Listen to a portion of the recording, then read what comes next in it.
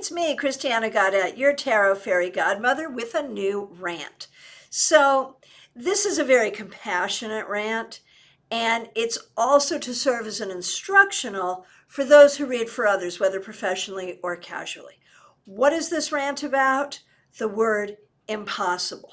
And the word impossible used in a very specific context. That is, when you're doing a reading for someone, and you share what you're seeing or a particular interpretation of a card, and their answer is, that's impossible. That's impossible. So here's the instruction part. The thing that you need to do, because that's like, that's a hard energy coming at you when you're doing a reading. And it's really easy at that point to shut down your intuition, to feel, I guess that's impossible. I guess I suck. No. The thing you have to do is really hold space for whatever you have said that has triggered that kind of a completely inappropriate reaction, and say, why is that impossible? And you'll find 9.999999999% of the time, their reason has to do with their own flawed assumption. And so we very gently and compassionately have to help them see how their assumption is flawed. It might be that they too work with the cards and they see a card a particular way, and they have you going through the cards explaining what the cards are and how you see them. And no, it's impossible. This card can't indicate this because for me, this same card always indicates that. Now, what do I want to say when they say that to me? Well, go do your own freaking reading then. But do I? No, I don't. Of course not. Of course not. I'm grateful that they've come to me. And I understand two things. Number one, that they have a limited understanding of the cards. And this is a beautiful opportunity for me to help them see how very expansive the cards can be. That at any time, a card is never always a particular thing. Each card can mean a variety of things at a variety of times, and each person or circumstance in your life can be represented by many cards, not just one. So it's a great teachable moment at the table, really. Okay? So the other possibility, or another thing that has come up for me recently, there's infinite possibilities about when someone would use the word impossible when you're reading for them. But one I've come across recently is a person asking for some insight having to do with a parenting issue. And it was very clear to me in the cards where the problem was coming from. Impossible! Oh, why is that impossible? Because the child has told me that they don't have an issue with this. So I remember being a child, and I remember many times saying, oh no, this doesn't bother me at all, when in fact it bothered me so much.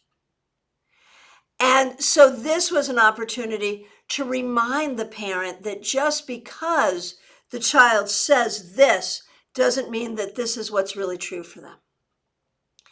And so my rant, if you're having a reading with someone and they say something that you don't understand why they're saying it, rather than allowing that to trigger you and hitting them with a harsh word like impossible, maybe say, can you explain what you mean?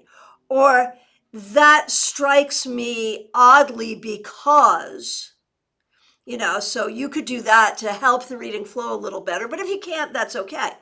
If you're reading for someone, personally or professionally, and they hit you with the word impossible, take a breath, release the energy. Don't let it knock you out of your own space of intuition, and ask them why it's impossible.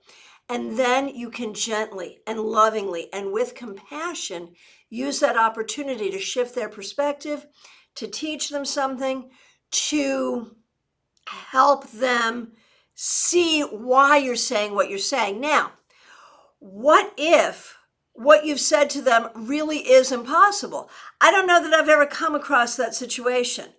For example, I mean, if that happens, I'm trying to think of an example, obviously.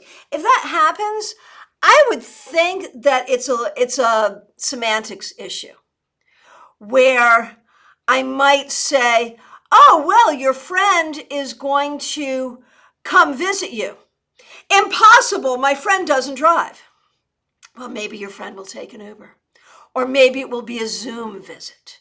So that's another time it comes up where it's just semantics.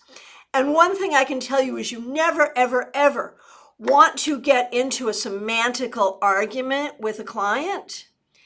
And the best way to shut that down is to say, you're thinking about semantics rather than truth. You know, whether it's a phone call, a text, or an email is not as important as your will receive this message.